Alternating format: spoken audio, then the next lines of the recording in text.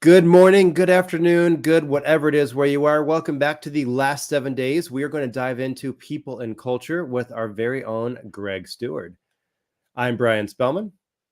And I'm Andrew Sparrow. Well, let's welcome Greg. And this. I'm Greg Stewart. Hey, Andrew. Hey, Bryan. Good to see you guys. You too, man. I think our viewers might remember last week you kind of just came on this show with how shall we say a bang? No, maybe more of a tackle. Just in case anybody missed it. This was how Greg introduced himself to the show right here. That's perfect. Yeah, it was great. So just came with a bang, knocked Andrew out of the way, and said, "You know what? I need my own show." So now we have the Great Greg Show, apparently. So, Greg, what news have you brought for us today? You know, you say the last 7 days in people and culture, but honestly, this could be the next 15 minutes in people and culture. It sounds like another 7,000 workers are walking out of GM and Ford plants here at 12 p.m. Eastern time. So hopefully it's the right plant this time. Yes. Hopefully it's the right plant this time. I don't think they've gone for the jugular yet. I don't think they've gone for Ford's F-150s or Chevy's Silverado plants. It's getting serious when they start walking out of those, because that could knock out knock out some operations for sure. You bet. But I do think that this leads to a bigger picture around or a bigger conversation around transparency in the workplace. What are the conversations that we're having? That I think it does. But the one thing I don't think I ever heard an answer to, and maybe I missed it, is GM came out, and we talked about this. GM came out and said they worked out that all of these workers were struggling to get by on an average of $85,000 a year. Yeah. Was there ever a response from the UAW to that statement? I don't know if there was a response to that. I also don't know what cost of living looks like where all of these different plants. They worked that out as well. Funnily, you should ask that. It was 56,000. Oh, okay. Was needed to work in the area where they are, and they were getting 85. So maybe their savings weren't getting to be good enough. Was that GM and Ford that was giving that information? GM gave that. Yeah. All right. Yeah. Well, I wonder if there's any bias going into that on GM's side. Oh, they only need 56K. Yeah, surely not. Okay. Yeah. Who knows? It's good. But that's that. I don't know. I guess the question is why do we have unions in the first place? What can we do to prevent that? And how can we increase that transparency in the first place? It's interesting that you mentioned transparency, because earlier this morning, Andrew and I had a kind of a pre-run through with one of our future guests for a Critical Thread show, and we ended up talking about transparency and how that is important for the product lifecycle, and how it helps with letting the suppliers, the manufacturers, everything know what's happening in not the proprietary data, but letting them know the information that needs to happen. And I think a lot of that ties into to employees understanding, what is this company doing? Where is this money going? Why, if the CEO is making all this money, why don't I have some? But also maybe knowing what's happening in the investments in the company and where it's going. So how important are you finding in the HR world is transparency from an employee perspective? Yeah, great question. I think there's a number of different ways that we have to approach that transparency issue, right? Transparency within a plant is extremely important just from an operational perspective.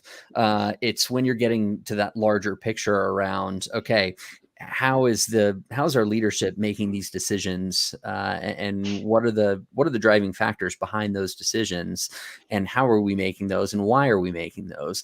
I think making sure that everyone on the same page is also important as well. I mean, there's a handful of different things that can help with, or I guess that transparency helps with, right? Employee engagement, business alignment, higher retention. It promotes ethical behavior and accountability. But I think what's happened is there's two different focuses.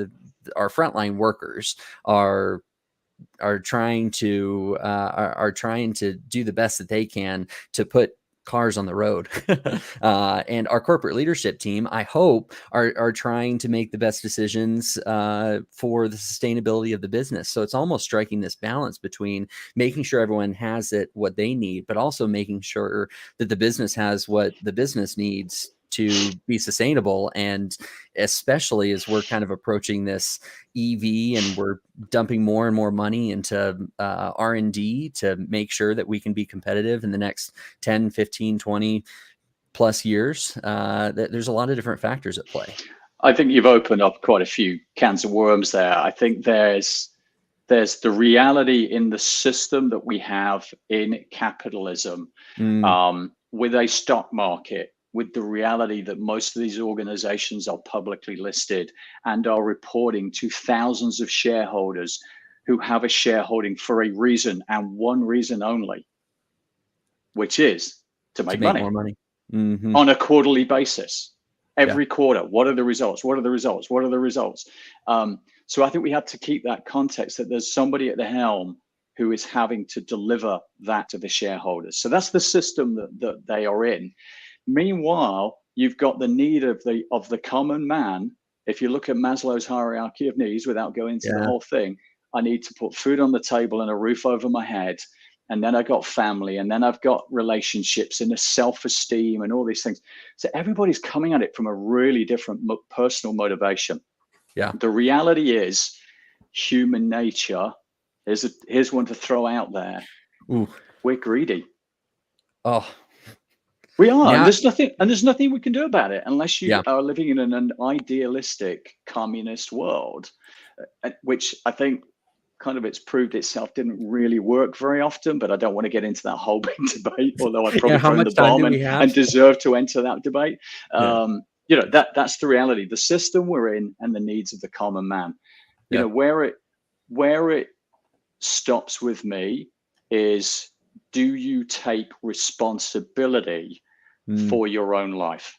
Yeah. You know, because you can always vote with your feet. Yeah. You can always vote with your feet. Because I think, you know, the bottom line, if you don't like it, you move on out. And I know that's so easy for me to say, etc. And that is a sweeping statement that isn't fair on everybody, of course. But I think the vast majority needs to say, this is the job I chose, and this is the work I want to do. And I am liable to probably put under the pressure because the choices I make.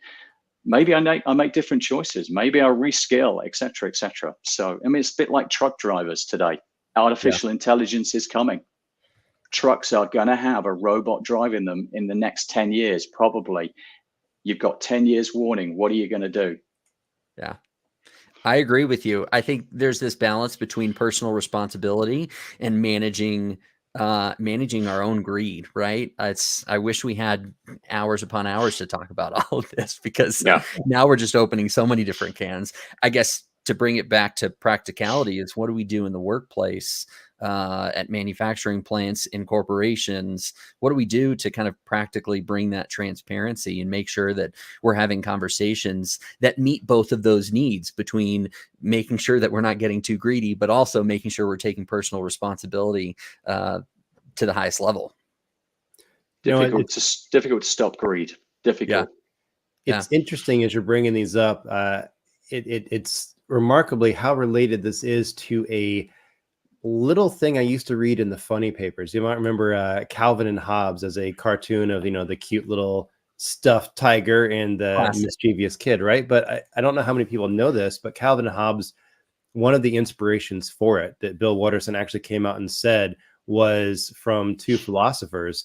And Hobbes was one who came up with the social contract idea of the government being headed by a king, and that's the best form of government for people, assuming that the king actually had the interest of people in mind.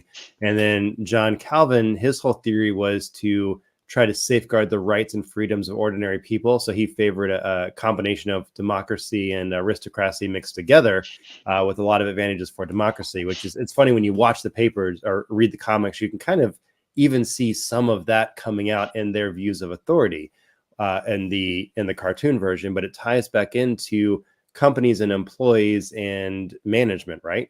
And it's kind of interesting to see how different people view these sort of things. And I think all of us agree, if those in charge have the best interest of the employees in mind, then yeah, that's a great system. You asked earlier, like, why did unions exist? And it was because those in charge were being greedy, like Andrew mentioned, and trying to take too much and just abuse workers, right? And so that's where it came from. But as we know, it seems like over time, any system that seems to be put in place based on human nature, those in charge again get greedy. So at some point, a government made by the system we're in. I really think that, because you know, unions came in not that many days after slave labor, because otherwise you go back to it, don't you? Everybody gets abused. So I do see the need for a union. Somebody needs to be protected. I really think so, because we are in a system that is demanding quarterly results. That is the way it is. Yeah. I agree. I also think that the first step is probably, I don't want to go too cheesy here, but awareness, right? Being aware of our own greed, and also aware of what we're personally responsible for. There's a long way that goes, and I think it's easy to lose sight of that as you are focused on whether it's you're building your family, or you're building your career, or you're building your hobby. I think there's a lot of different pathways that we can get lost in that. But I think equally the system has made what's coming through. And I think, it's a bit like parents. We complain about Gen Zs and all these kind of things, but we kind of made them. Yeah. It is what it is. The system we're in, we can't fault them for it. Yeah, exactly. Yeah. I mean, because we did. And then I think the system we're in, we are breeding less resilient, less robust individuals coming through, because every time we're about to hit a wall and economically things are going to go wrong, we slap another band-aid on it, don't we? We say, okay, let's put some more money into the system that we don't necessarily have, so we're going to get a bit more debt, and just prop it up again, so nobody actually really gets hit. And then because then you get resilient, and that's why you've got emerging economies really coming up, because it's pretty raw out there. They're like, you're on your own, kid. Yeah, that's true. So then the question is, how do we break the system?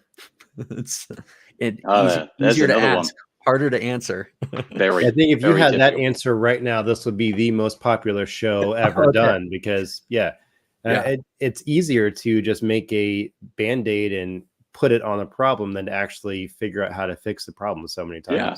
Because you may not get in government next time around if you don't. It's true. It's very true. Yeah. Might not. Yeah. So we've given folks a lot to think about, and probably a lot of stuff to be mad at Andrew for, but it's I love it. Yeah, it's great just to have these kind of conversations and realize, as we talked about last week, that when we started this idea of creating a new show about what's happening in PLM, or in product lifecycle, in aerospace and automotive and high tech, that's kind of really only part of it, because all of these systems, at least for the current time being, involve humans. And so having that's why Greg came on to talk about HR. I guess we could say that Greg is putting the human in human resources, but it's great to, I like the cheesy things. It's great to remember that, we did talk earlier today about humanoid robots starting to be created 10,000 a year to we're going to see more and more of that happening. We're going to see more AI, but whatever happens with AI and robots and all of this stuff, we still have humans who hopefully get to still be a part of all these processes. And so it's important to remember that humans are involved in all of this product lifecycle. Yeah. Creativity, intuition, innovation. The robots ain't got that. Not yet. You need humans for all of those good things. Not yet. ChatGPT. Yeah. Okay. That's right. And now ChatGPT says, all right, Andrew Sparrow is on my target list. Done. Great. Well, good to see you, Greg. Thanks for joining us, Greg. And we'll see you next week with something more controversial. All right. Sounds great. Talk soon. Have a good